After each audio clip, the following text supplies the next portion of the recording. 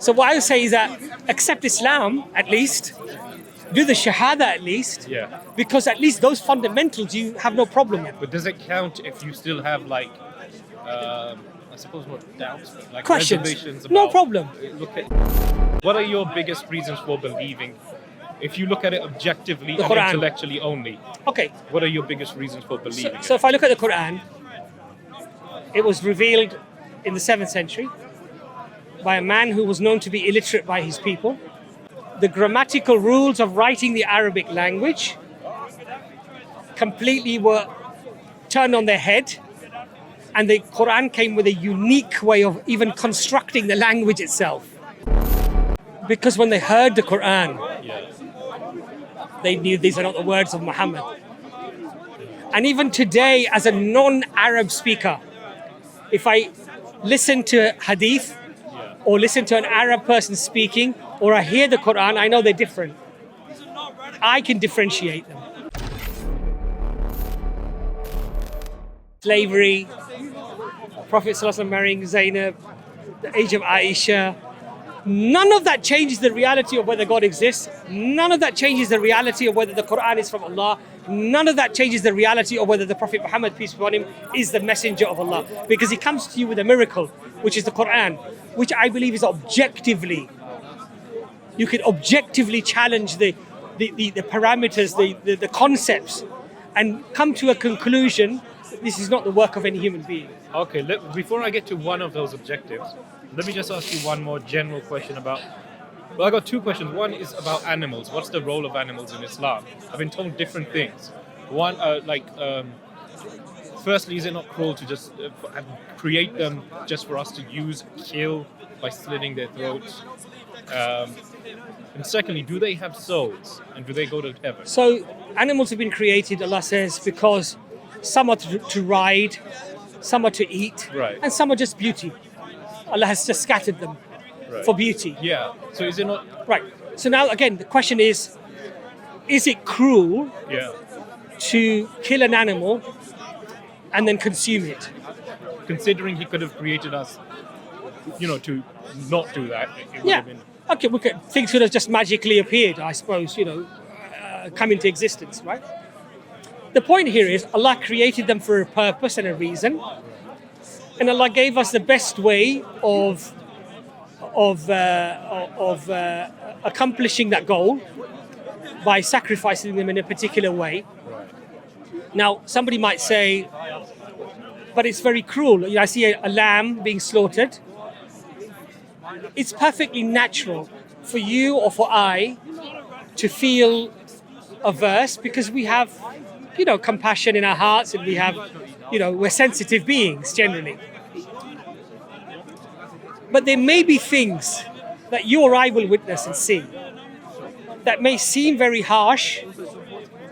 They may seem difficult to fathom, but it's again because of our perspective of how we see things and how we look at things. So for example, if you see a man cutting open a woman, you know nothing about surgery.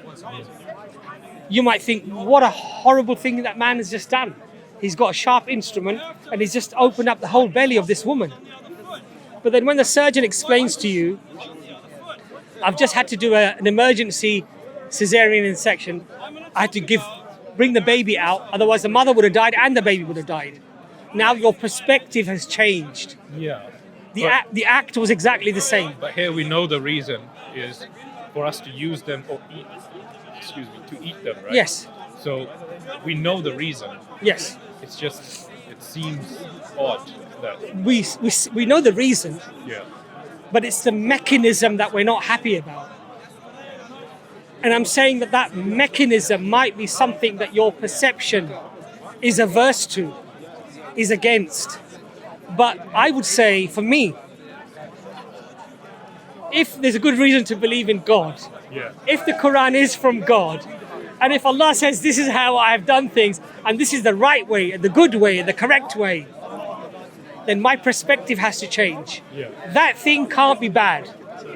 It can only be good. Okay. But my perspective is what's at fault here. My perspective is what has a problem here. But there are certain things that we're not permitted to do. So when you slaughter the animal, the knife has to be very sharp. Yeah. I just wanted to say a big thank you, Jazakallah khair, to all of our supporters on Patreon, and also all of you who have subscribed to the channel and are making comments and likes. All of this helps to support the dawah. And mashallah, the money generally goes towards transcripts, translations, and also the shorts that we're doing regularly, alhamdulillah. And all of that is having an impact on spreading the dawah. So Jazakallah khair, inshallah, keep your donations coming and help the dawah to grow. Jazakallah khair. Assalamu alaikum wa rahmatullahi wa barakatuh. So sharp that you reach the back of the spinal cord within just 3 strokes. So it's less than a second. As soon as the jugular is severed, there's a massive blood pressure drop in the brain, and the animal goes through a form of being semi-conscious. Right. And what you'll find is that a lot of those pain sensory nerves behind the jugular are severed. And so what you might perceive to be great suffering may be a very swift death. I will need to look into the But halal again, method of... but you know, brother, my point to you also is this. Let's say, for argument's sake, that the animal did feel pain. Yeah. Does that falsify the Quran? No, but... Does that falsify... What I'm trying to explain to you, why I'm saying these things to you is Yeah. because, you know, fundamentally, there has to be a hierarchy of importance. What's the hierarchy? Look, it doesn't matter if the halal method is good or bad, according to people. Because if the Quran is not from God, it doesn't matter. If the Quran is not from God... If Quran is not from God, it's irrelevant of how you kill the animal in terms of Okay, right, whether right. it's a good or bad thing, right? Right, If the Prophet Muhammad, peace be upon him, is not the Prophet of God, right, it doesn't matter whether he married Zainab or not. right. Right. It comes back to morality being It comes back to, is this from God? Yeah. Does God exist? Are there good reasons to believe so? Okay. And so what I should do as a human being is say, look, you know what? Let me at least accept that which I'm convinced about. Right. The other stuff may or may not have an explanation. Right. You will find explanations. But I'm just saying, if you don't find explanations, Yeah. it doesn't falsify the very foundational concepts of those things that you have to believe anyway.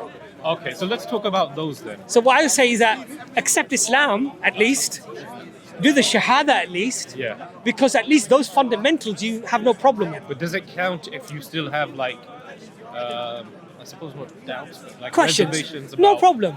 Look at, is this the right way of? No, look. Does that Shahada still count? There's no problem. But again, it's about perspective. So what you should say to yourself is, look, I believe that there's good reasons to believe God. I believe there's good reasons to believe the Quran. I believe there's good reasons to believe in all of the prophets, including the last prophet Muhammad, peace be upon him. Yeah. But I'm unsure about certain aspects, the Zainab issue, Yeah. or the, or the Prophet Muhammad saying this, or slavery doing that. Those I will investigate. Right. I might find an answer that is satisfactory. Right. I might not. But guess what? I'm still a believer because this is from God. Even though my sensibilities, Yeah. my social consensus, my nurture, my nature, might never be able to fully accept something, for example, or internalize it fully. But guess what? I believe in the fundamentals. I believe in that. I believe that that is from God. Therefore, maybe it's a deficiency within my understanding. Right. But does that not go against the concept of the fitrah? No, If something you can't internalize from no, because Islamic teaching. the reason why no, I'll tell you why no. Because you are what you are because you're a product of your genetics, of your nurture, being brought up in this country. Had you been brought up in India or in Pakistan or in Bangladesh or in Africa, you may have had very different thoughts about different things. So therefore, your concept of who you are is not an absolute in any case. It's a hodgepodge of so many influences. Right. And so a person should always remember our limitations. Yeah. And ultimately, if the source is the creator, that can't be wrong. I could be wrong. The source cannot be wrong. So the source of Prophet Muhammad once talked about 7 dates every day could protect you from Ajwa dates. Ajwa Yeah. dates. Yeah. Could protect you from black magic. Is that what something that's falsifiable? Like if you have, there's no property in dates. So now we're going back to that. Is it from God now? We're talking about that ultimately. So ultimately, look, the Prophet, peace be upon him, said in the Quran, there is shifa, there is cure in honey. There's cure in honey. In honey. Maybe the companions at the time didn't understand that. It's just something sweet we enjoy to have, right? But today, we found that actually there are many benefits in honey. The Quran mentions olive oil, the purity of it. Today we find that there are many benefits of olive oil, right? We might not have found those benefits. The concept of ajwa dates is more of a spiritual thing, not necessarily a physical thing as such. Because black magic is not something you can tangibly hold on to. It's something supernatural that's happening, right? Yeah, it's So, a metaphysical thing, right? Right. So how are you going to test that, first of all? Was it also not poison, actually? Black magic and poison or something? I don't think about poison. No. No? A Muslim is not allowed to ingest poison. Certainly should not be doing it deliberately anyway. I know, I vaguely remember like there was a debate between a Muslim and an atheist, and the Muslim drank a bottle of poison to prove something. I would never do that. Why? Yeah, I can't remember I would never do that. The reason why I would never do that, as a Muslim, you have to, you're a custodian to your body. You have to do your utmost to look after your body, and you're not permitted to cause harm to your body deliberately. Right. So if somebody says, oh, if you're a true believer, yes, if Allah wishes, He can save me. But if Allah wishes, I can die. Right. There's no guarantee. Allah does not give you a guarantee that, oh, by the way, you just say a prayer, and you have this poison, and you'll always be saved. No. Allah says, don't take the poison. Right. A man came to the Prophet Muhammad, peace be upon him. He said, I've left my camel outside roaming. I rely on Allah. The Prophet said, peace be upon him, tie your camel first. Then say, I rely on Allah. Tawakkaltu ala Allah. In other words, you do as much as you can do to better your circumstances or to safeguard yourself. And then you rely on Allah subhanahu wa ta'ala. So we're not told to, Be do carefree. the carefree. Right. Do your best. Right. You have to go out, you have to work. Yeah. But your risk, the money that's written, you only get that. You won't get any more Right. Oh, okay. So you won't get more money than you've written. than what was written for you. But if you decide, I'm going to stay at home, sleep on my pillow, Right. and somehow this money is going to come to me, no. Allah says, do the maximum that you can do to better yourself. But what I've ordained for you is all that you will get. I see. How you choose to earn that money, whether lawfully or unlawfully, is down to you. You choose the lawful way, you'll get the same amount of money. You choose the unlawful way, you get the same amount of money. One will have barakah and blessing in it, the other one will not. Really, I didn't know that. So the amount of money is, the total figure is preordained. It's preordained.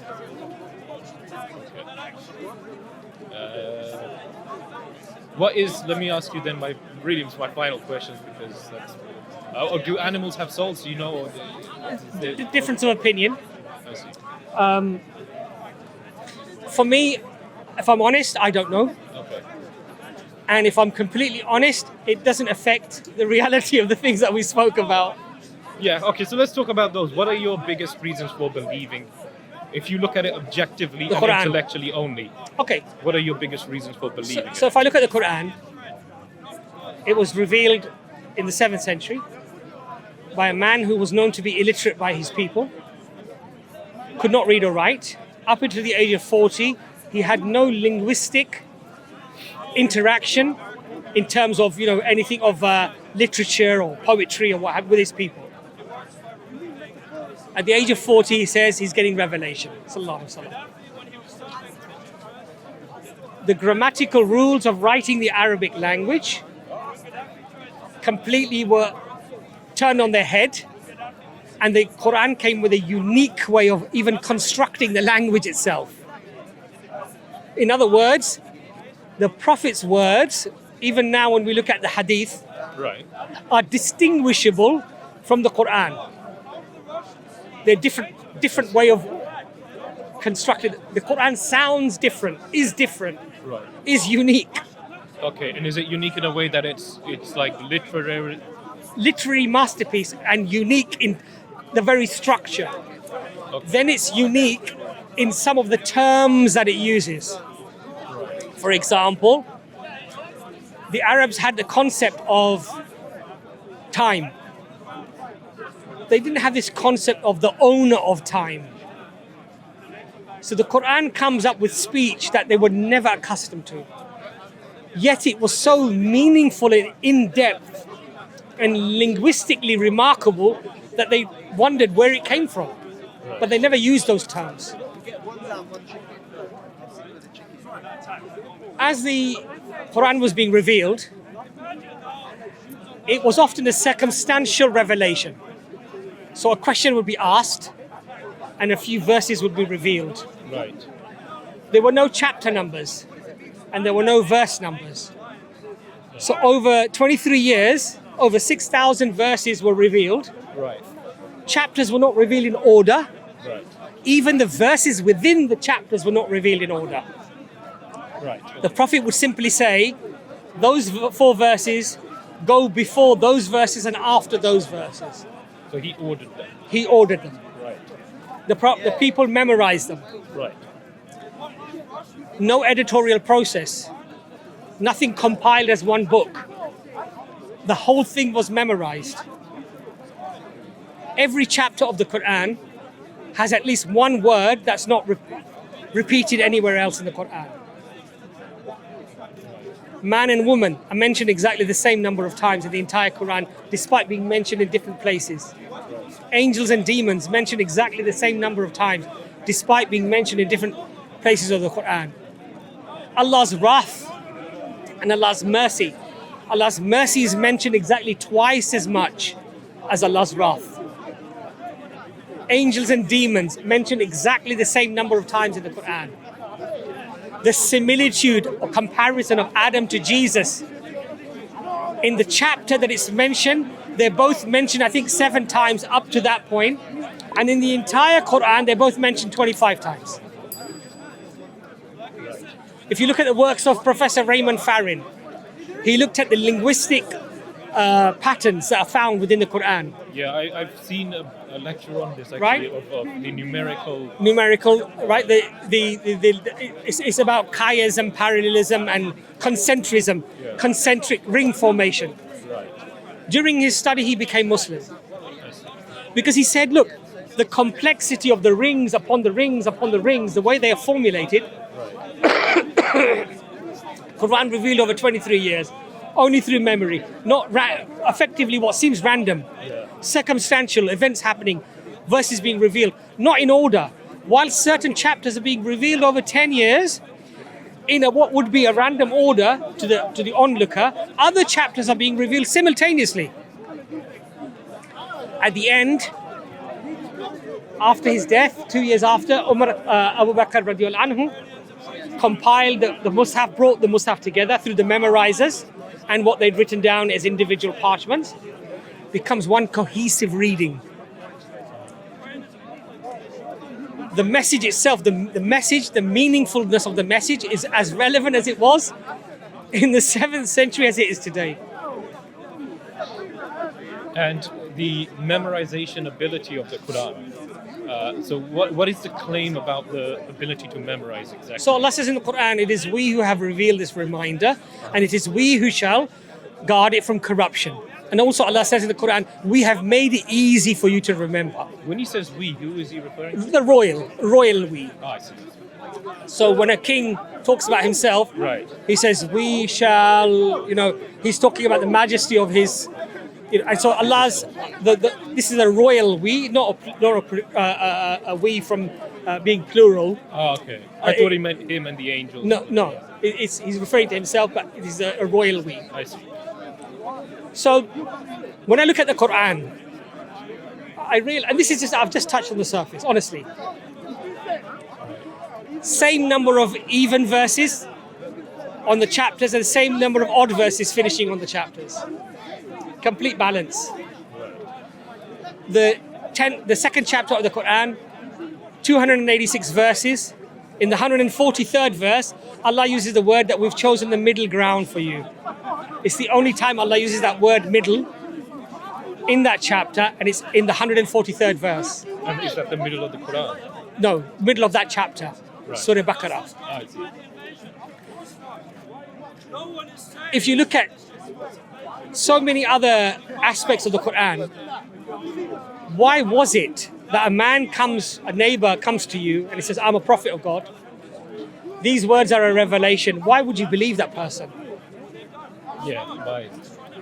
You say, well, okay, so anybody can make that claim. Right. Why did the Arabs believe And I it? know that for a fact because I believed someone who made Yeah, that claim when right. I was born in a cult. So, Because when they heard the Quran, yeah. they knew these are not the words of Muhammad. And even today, as a non-Arab speaker, if I listen to hadith Yeah. or listen to an Arab person speaking, or I hear the Quran, I know they're different. I can differentiate them. What Arabic would one have to learn to be able to read the Quran? It's classical Arabic. So it's quite easy to learn how to read. There are, just like alphabet in English, you learn the letters, you learn how they join, and it's within a few weeks actually you can learn to read the Quran. And this is the literary masterpiece. Yes, but the concept of understanding the language is not very easy because it's classical Arabic. And the Arabic language, the reason why we say the Quran was revealed in Arabic, it's a very rich language. Yeah. The word camel can have over 100 Yeah. words in Arabic. I've read that there's like, there was over like 15 million words compared Yeah. to only like 100 Yeah. X thousand Yeah. in English. Yeah. So in Arabic, you can have 20 words and 35 rhetorical devices in those 20 words. It's a very unique language like that. Right. Incredibly in-depth. Have you memorized it? I haven't memorized all of it. Right. Very, very small parts of it. As a non-Arabic speaker, Yeah. is it still easy to memorize it? Very, very easy.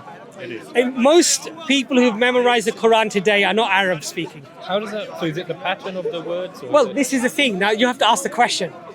How does a 5-year-old or a 6-year-old yeah, memorize a book over 600 pages, yeah, only understanding how to read it, but not understanding it? meaning knowing the ABCs of the. So if I taught you how to read Cantonese, Yeah, but you didn't know how to translate Cantonese, yeah, and I said memorize this book 600 pages, yes, I would say it's pretty much impossible. yeah, yeah. But in 3 weeks' time, we've got Ramadan. Right. If the Imam, through memory, without looking into a book, in memory, if he makes a mistake, the people behind will correct him.